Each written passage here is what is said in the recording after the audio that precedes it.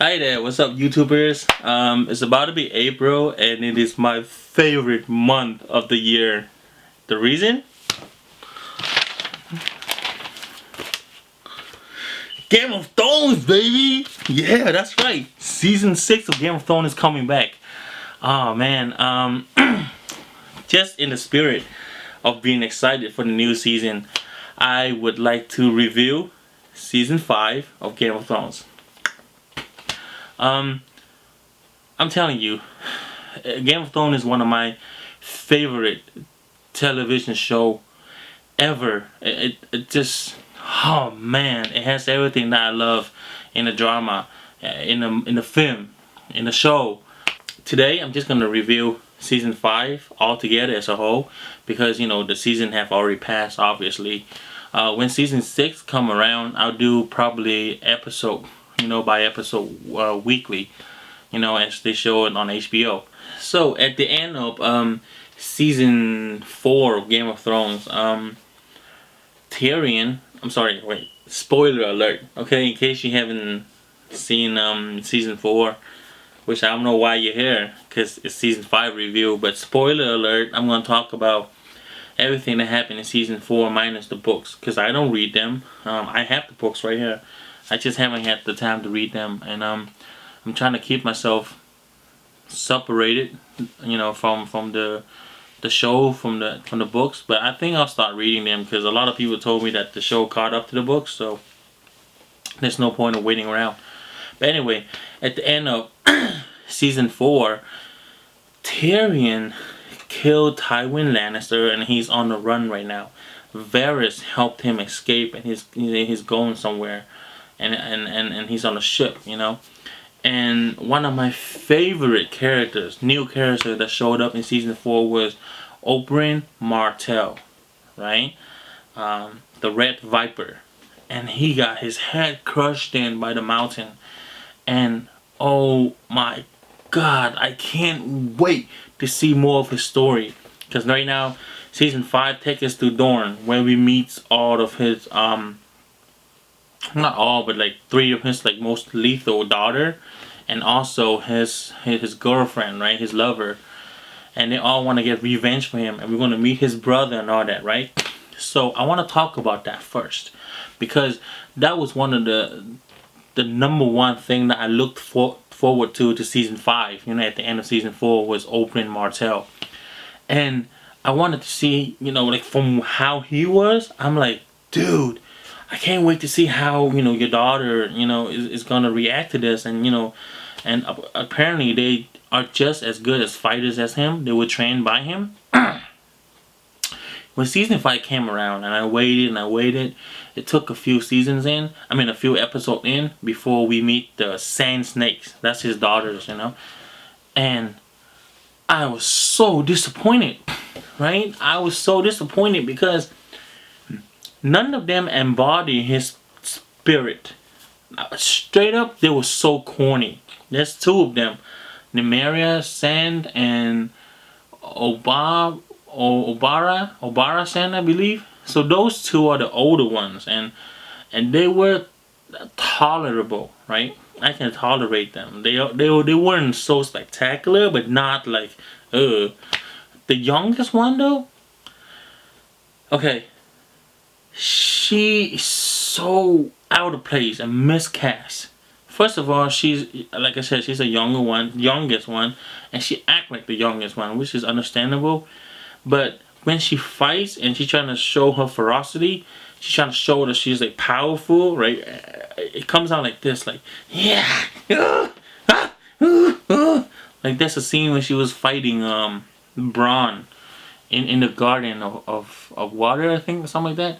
The show would show Bronn and Jaime went to save Myrcella, which is, Jaime Lannister's daughter, but nobody knows that she's supposedly his niece or whatnot. So they showed up, and the Sand Snakes also showed up, and they got into a little fight. It was it was the worst fight on Game of Thrones, by the way. I don't know what it is, but the editing sucks. It was so slow. The movement was awkward. It was so bad that you had like a second when you would cut and you see someone like fighting, like throwing a whip, and they'll cut to the next scene, and then that person that's throwing the whip is like somewhere in the corner, and the person that she's fighting is now fighting somebody else. But you know, like it just the continuity is horrible. But aside from that, at the end of the fight, you know, the guards showed up and they broke the fight apart. And the youngest daughter, like I said, this is how she reacted when they were holding her back, so she couldn't like get to Bronn and Jaime. She was like, "Yeah, get off me! Yeah, no!"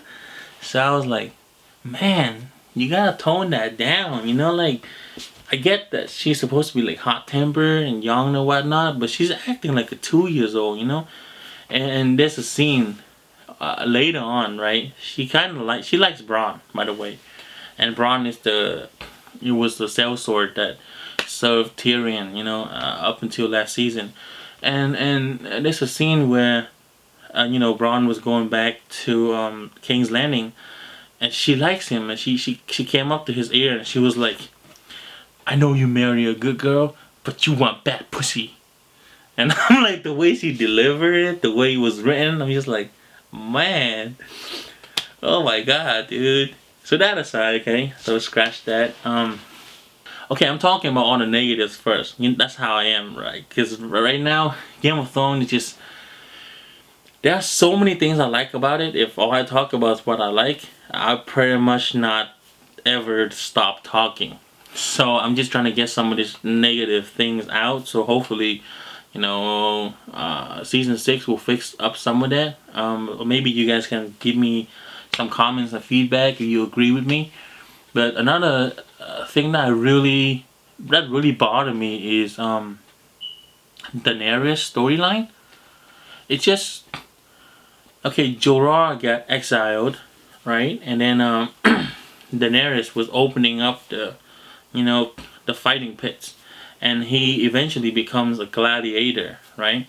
With Tyrion, and he was trying to bring Tyrion to Daenerys, and it's just so convenient. The first slave trader that Jorah and Tyrion ran into took him in and sold them as fighters, right? And then I get it that they bought Jorah because he looks like a fighter. He's big and bulky and strong.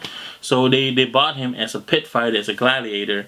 And then Tyrion was like, "No, man, if you buy him, you gotta buy me too." Right? And the guy's like, "Okay, I'll buy you too." I'm like, wow, that's convenient.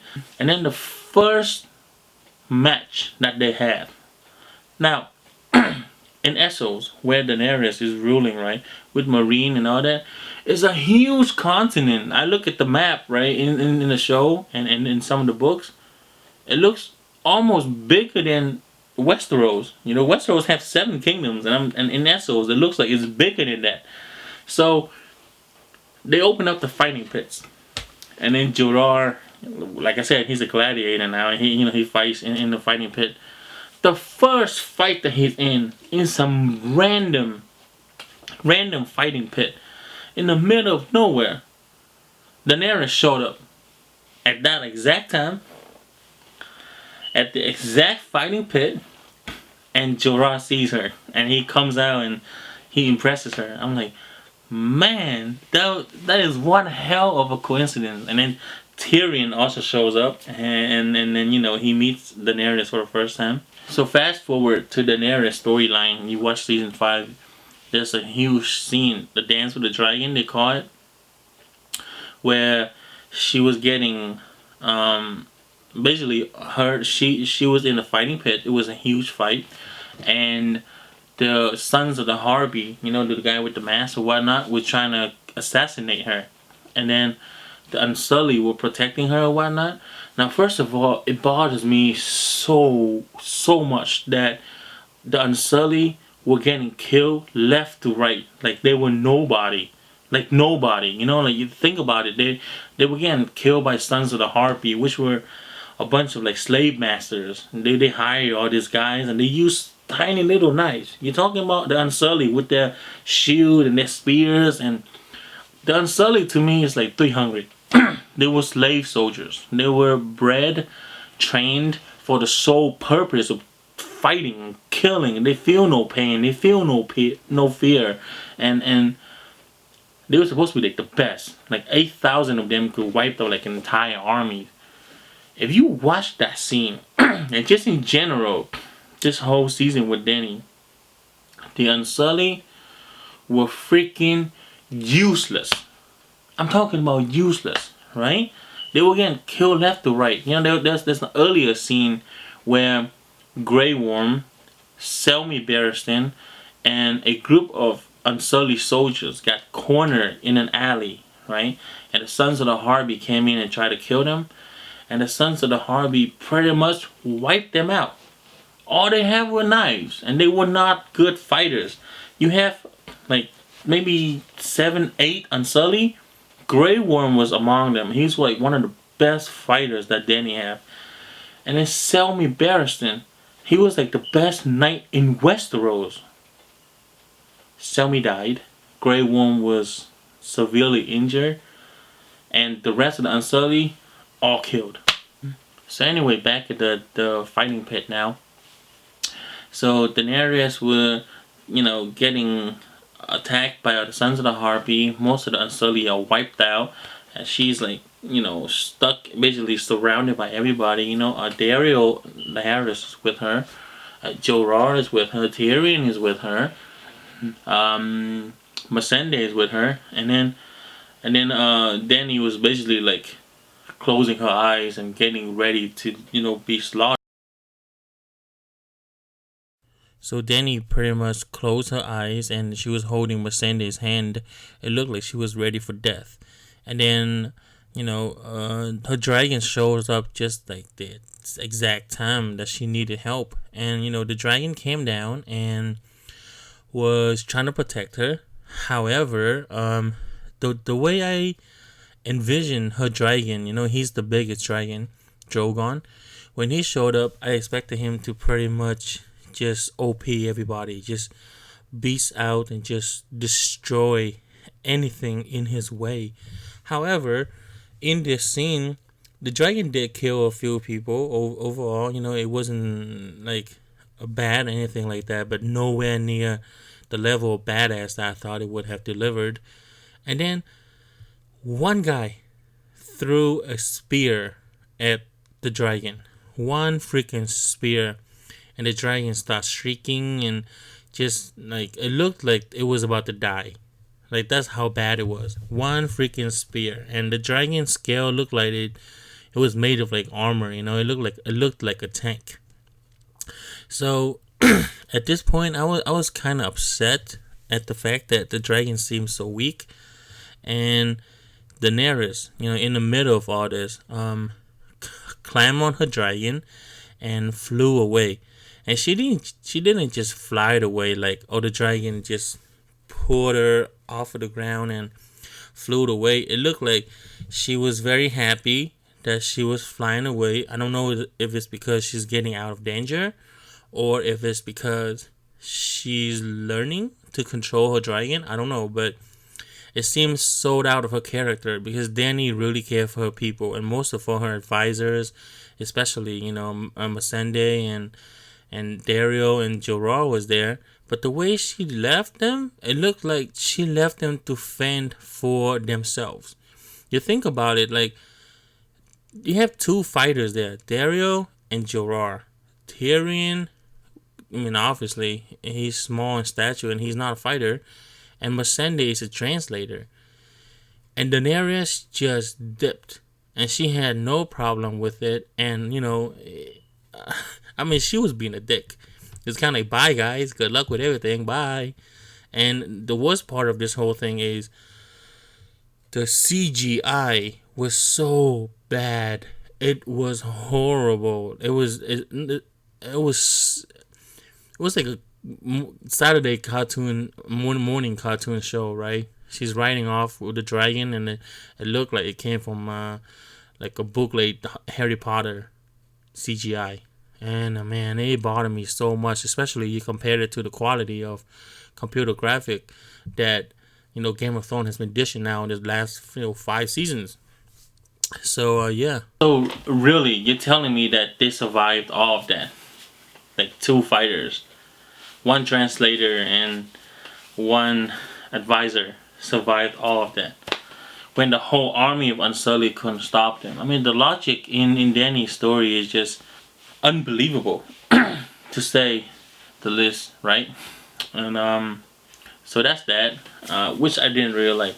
Later on, though, I mean, I went to like Barnes and Nobles and stuff like that, and I talked to people about Game of Thrones, and I hear pieces here and there. And this one guy told me, I never read the books, so don't quote me on this, but this guy told me in the books it was a lot different.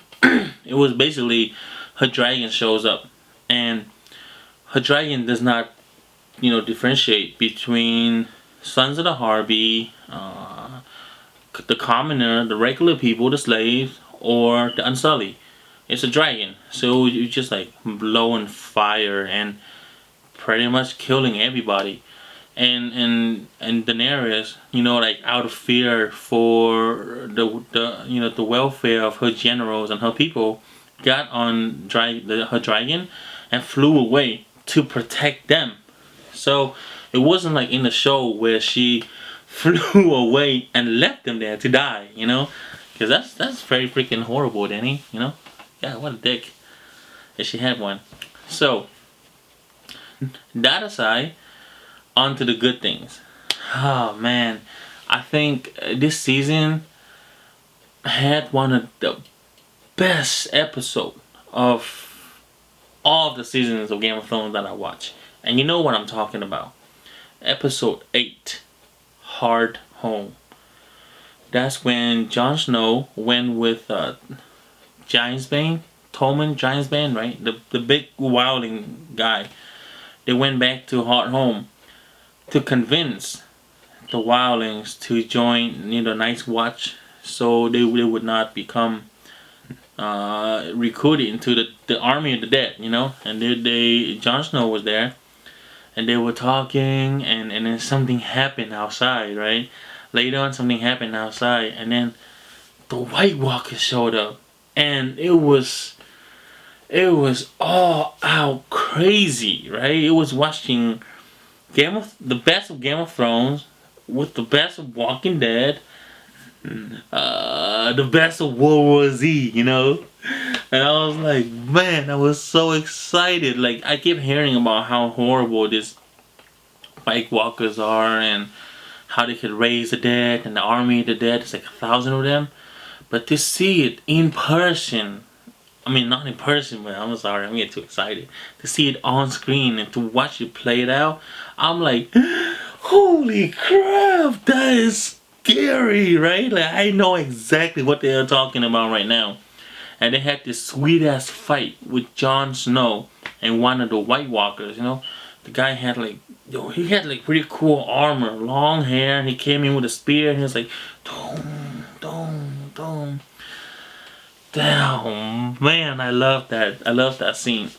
So that was one of the best action pieces I have seen in Game of Thrones like ever, and I love that. Yeah, Jon Snow became like my favorite right after that. I thought he was boring before. Um, Now, oh man, he rocks. The storyline in King's Landing in Westeros, for me this season, is probably one of my favorites, right? Because the dynamic between Cersei and Marjorie is so good. Like Marjorie is younger. She got King Tormund under her control. So Cersei is losing all her power. And, Jaime Lannister is not there. Tyrion is not there. Tywin Lannister died, and she's alone for the first time. The Mountain is not there. He's hurt. You know. So Marjorie pretty much had everything under control now. And there's this group of religious sect. It's called the Seven, right? The Faith of the Seven. Yeah, they had like weird little stars on the top of their head. Um, so she was trying to get an alliance with the High Sparrow, which is the high priest. The leader of this religious group, and she was trying to use that to bring Marjorie's family down, because you guys all know, Soloris, Marjorie's little brother, is he's gay. He sleep with men, and for the faith of the seven, that is considered a sin. And throughout the process of this, she got Soloris locked up, she got Marjorie locked up, and Marjorie's grandmother, I can't think of her name right now, but she showed up and she tried to save her family, but nothing worked. And I'm like, man, this is crazy. But in the back of my head, I'm thinking, I'm like, what if the faith of the seven turned against Cersei? Because Cersei slept with her brother. And one of the guys in the faith of the seven was Lancel Lannister, which is her cousin that she had sex with. She slept with all the way back in season 1. So I'm like, what if that happened? And then it happened. It happened. Like, Cersei went to the prison to gloat, right? To make fun of Marcy. Kind of like, yeah, I win. I got this shit, bitch. You lost. I won, And then on her way out, the High Sparrow was like, oh, by the way, we're gonna lock you up too, because you slept with your brother. Da, da, da. Oh, man. That was so satisfying to watch, because essentially she set herself up to fail, right? She got locked up, and I'm like, yes. By the time her punishment came about, I felt bad, man. I thought I was cold. I thought I had no heart. I thought I hate Cersei. I thought I was like, yeah, get that bitch. And then when her punishment came about, it was just, whew. Like, I did not want to be a fly on that wall. So it was the walk of shame. So they cut her hair, and it wasn't like just shave it off. It was violent. It was like pulling her hair, and then by the time they were done, she was bleeding from her head, because I guess they yanked some of her hair out too much. And then they stripped her naked, a queen, in front of the entire city of King's Landing. All these people were looking at her. They were spitting on her. Her feet was bleeding. I guess they threw glasses on the floor or whatnot. They threw like spoiled food at her. They called her a whore, brother fucker, like all kinds of things, right? And all this whole thing is happening with this lady behind her back with a bell going, shame, shame, shame, shame, shame. And then, I mean, props to the actors, to the actress. I'm sorry, that plays Cersei, because in the beginning she came in strong. She was like, I'm gonna do this. I don't give a shit. I'm gonna get back to, my home. I'm gonna get my army. I'm gonna get you guys. She was walking like, I'm gonna suck this up. But by the time she gets to her, pretty much the end of the walk, she was breaking down. It was so hard to watch, man. Like, I mean, I don't like Cersei, but when you see a Titan, right, like Cersei or Tywin go down the way that she did, it just, your heart just dropped. You're like, damn. So that's that. Thing is, when she got back to the Red Keep, I think that's what they call it. The Maester, the guy that fixed Jaime's hand, and he also he's been working on the mountains. The mountain, sorry. He's been working on the mountain, right? So the Maester, he was there to like help her. He's like, oh, welcome back, my queen, da da da. And he's like, I got a surprise for you. And then, sure enough, dum, like this big ass Kingsguard comes down, fully armored, and he got his helmet on. You can't even see his face except for his eyes. His skin is like all blue, like a dead person, like a zombie or something. And he's like the newest member of Kingsguard, and that's the mountain. And he picked her up, and then the Maester was like, this new Kingsguard, he swore a vow of silence. He will not speak until all of your enemies are dead. In that moment, I'm like, oh shit, you know. With that, we can end the King's Landing story, you know, and we can talk about Jaime Lannister, which is right now he's probably my top 3 favorite characters. With Jaime Lannister, like I said, he's going to Dorne to retrieve his daughter, and he's just so witty and funny. You know, he's with Bronn, and when they got to Dorne, they had into a fight with like 3 or 4 of the Dornish soldiers, right? And obviously, Jaime only have one hand, so he told Bronn, he was like, Bronn asked him like, "Yo, how many guys can you take?" And Jaime's like 1 if he's slow.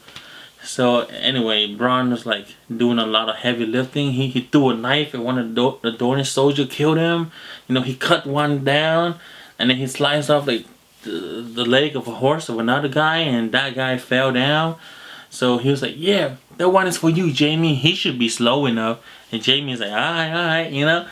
And then Jaime comes up to him, and then the guy gets up. You know, he just fell off his horse, and the guy gets up, and he's like, and he just keep getting up. Like, by the time he got up, the dude was like 7 feet tall.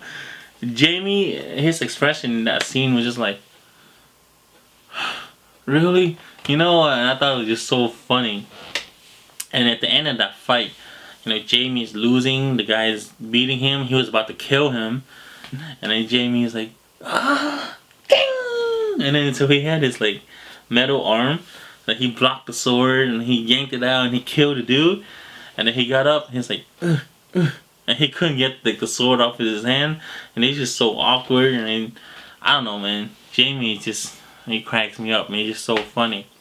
The thing that was very sad for Jaime this season is that, so he saved his daughter Myrcella, and they're on their way back to King's Landing.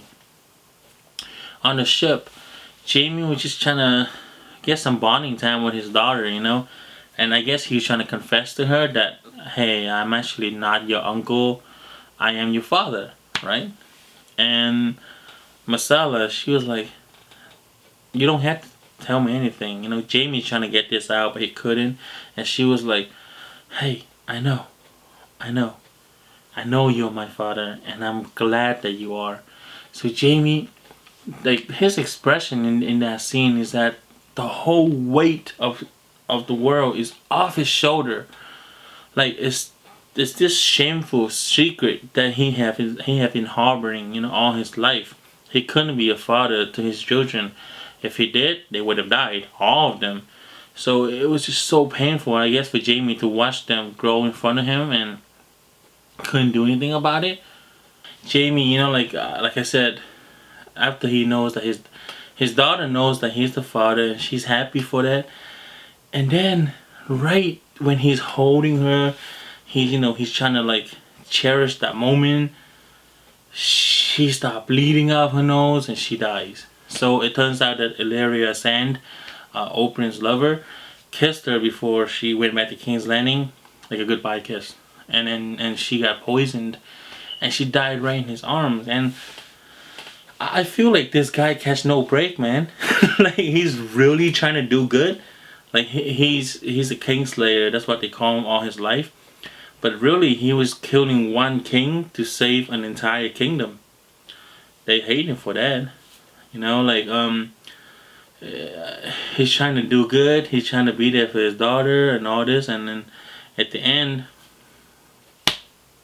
you know, I mean, with Brienne too, he tried to save her and ended up losing his hand. And now he's, like I said, he's trying to save his daughter, and she ends up dying in his arms. And I'm just like, and then he saved Tyrion, and Tyrion ended up killing his father. Oh man, I'm like, Jaime, dude, like, you can't do no right. That brings us to the story in the north with Sansa, Roose Bolton, the Boltons, and Stannis Baratheon, right? Stannis, let's make it quick. he died. And he deserved to die. He burned his own daughter as a means to win the war. He wanted to sacrifice her to the Lord of Light. Okay, I don't care if you become a king anymore. If you're burning your daughter to become a king, what kind of king would you be if you're gonna burn your own daughter alive to satisfy your ambition? You know, at what point do you not stop and kill everybody just to get power? So, he did that and he died. And to be honest, I don't know how Stannis were in the book, but in the show, he's just boring. Maybe because of the situation that he's in, he's always moping around. He's so like one-dimensional, and he just like military, everything for the war, da da da. And it's just so boring to watch. Like, there are hints of him being a good person, but like I said, there are just hints. And he haven't done anything spectacular or out of his character that make you feel for him, you know what I mean? So when he died, he died. It wasn't nothing. However, when his daughter died, Shireen, and she was like screaming, like she's like, "Father, no, don't let them do this." I was like, it was so hard to watch. Like, this season have so many scenes that just it gets under your skin, like a little girl getting burned alive and a really majestic queen getting stripped naked and walking to like the street of like King's Landing, stuff like that. It really gets to me. With that aside, also with Sansa, a lot of people rave about this. I don't know why. So Sansa was married off to Ramsay Snow. Like, Ramsay's a psycho. Everybody know he's crazy. He's gonna do something to Sansa, and then he raped her. I'm not saying rape is acceptable in any way, shape, or form, but that's all he did. I mean, that's all they shown anyway, and it's not even like shown. It's just kind of implied, like that he raped her, and people were like bitching about this, like, "Oh man, this too much. Sansa getting raped, da da da, this and that." I'm like, it's not a big deal at all. I watched that episode and it doesn't really resonate with me. I'm just like, the Ramsay is gonna F her up. He's gonna do something crazy, and he's like, and then he raped her, and that's it. I'm like, okay. Again, I'm not saying that's acceptable, but look at what he did to Theon, and then look at what he did to like one of them girls that he was with. He fed her to the dogs. He hunted her. I'm like, with Sansa, she got off easy, man. With the North, there's not much that happened. Like Sansa got married off to Ramsay, and then after that, Stannis pretty much died, right? However, something did happen at the Night's Watch, and this just effed me up. Oh man, because remember, Jon Snow had an Uncle Benjen Stark, right? He was in a Night's Watch, and he's been missing since season 1. So in the recap for the last episode of Game of Thrones season 5, in the recap, they show Benjen, like, from season 1, and I'm like, oh snaps, is he coming back? So sure enough, Jon Snow was in his office, and Ollie came in and be like, "Hey, one of the wildlings that you brought back from Hard Home, they say they saw your uncle." And I'm like, oh man, like, there's hope for the Starks. Like, aside from Arya and them, like, and Sansa or whatnot, like, yes, finally, like, a dude, a guy that could become a lord again or whatnot. So Jon Snow's like, really? Where is he? Is he lying? And they're like, I don't know. They may be lying to trick you, but come on, we gotta like ask them and make sure it's a fact or not. I want to see if Benjen's still alive. Just Jon Snow come running down, and he goes to the court, the courtyard in the Castle Black, and he sees a sign in front of him, and it says, "Traitor." I'm like, oh no, don't, no. Bam! He turns around, And then Alistair, he stabbed me like for the watch, and and he stabbed Jon Snow. I'm like, what? And then everybody just take a stab. He must have got stabbed like 7 to like 10 times. You know, everybody came up and was like, for the watch, for the watch. And then finally, Ollie, you know, the guy that the little boy that he's been like, you know, nurturing and kind of been teaching or whatnot, he came up to Jon Snow and he was like, for the watch. And I'm like, no, they did not just kill him. And then he lay there and blood poured out and he died. And I'm sitting there like, oh, what the F? So, there's one more character that I didn't touch upon, which is Arya Stark. And her story this season is one of the slowest. You know, like aside from Dany. So Dany has the worst story, and then Arya. There is one highlight to her story, but overall, like, you know, Arya went to Braavos? Yeah, Braavos, because she went to that guy that can change his face or whatnot, and then she met up with him. So boring. I mean, she went to the temple and she served there, and basically for 6-7 episodes she was just like mopping the floor or washing dead bodies, and I'm like, damn, that's really boring. However, at the end of the episode, she took one of the masks from the Hall of Faces and she put it on her and she become this girl. Because remember Sir Meryn Trant? Yeah, that's the guy that killed her dancing teacher, the fighter from like Braavos in the season 1. So turns out he's a pedophile. Fucking asshole. I hate him. I hate him so much. I hate his face and I hate his character. So he's a pedophile. And he went to the brothel and he keep asking for younger and younger girls, you know. And then Arya shows up as one of the girls, and she just butchered him. She didn't just kill him, you guys. She stabbed him in both his eyes, right? Like you can see like a hollow thingy in his eyes. There's like no eyeball in there. I'm sorry, man. I'm so excited right now with that scene. I wanted him to die so badly. So she stabbed him. You can't even see his eyeball. You see blood coming out, and then she stuck like a rag into his mouth to cut off his tongue, and he couldn't talk. And she was stabbing him like.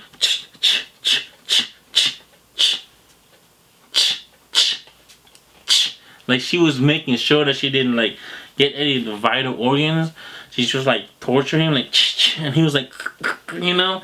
And then finally she was like, and I'm like, yo, that is just satisfying.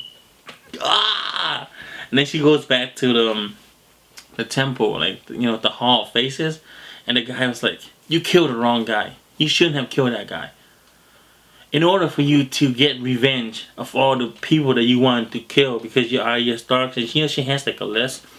In order for you to become a true assassin and kill all these people, you gotta forget who you are and everything that comes with you. So, I guess by the time she becomes an assassin and she could kill all these people, she wouldn't remember or care about these people that she wants to kill anymore. So I'm like, what's the point? So, you know, sure enough, as punishment for killing Sir Meryn Trant, she was supposed to kill another guy, but she didn't. She killed Meryn Trant.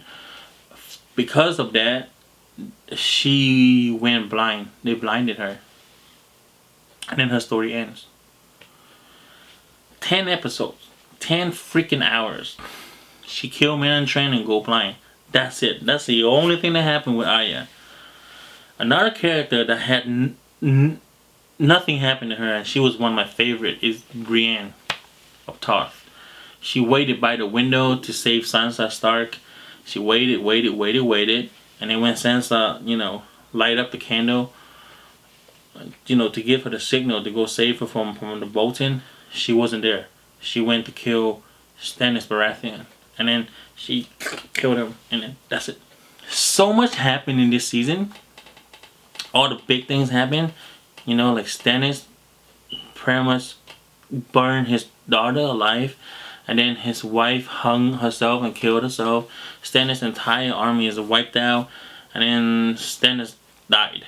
Sansa and Theon jumped off of a castle. I'm guessing they're still alive. Jon Snow got killed. The White Walkers showed up.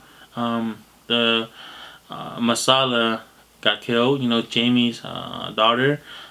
Queen Cersei, got stripped down and did her walk of shame. The entire Tyrells, the entire Tyrells family got locked up in prison, and with so many things happening this season, you would think that it would have such a great impact, right? And it would shock you and make you like just on your edge the whole time. But I think the way it's set up and the way it's delivered to us, I feel like it's so unbalanced, because you have King's Landing, with a lot of the story between Cersei and Marcy and all them is very logical, and you can see it building up towards something, and when it finally happened, you're like, oh shoot. And then you have Dany's story, which is totally illogical. Like, things happen because they need to happen. There's no way Jorah could just casually run into Dany like that, and Dragon showed up at the exact right time, and I'm just like, oh man, like a lot of things was very convenient. And then you have a story like Jon Snow, and in the north, you have Sansa wedding the Bolton. You have the Stannis' great army. He killed his daughter.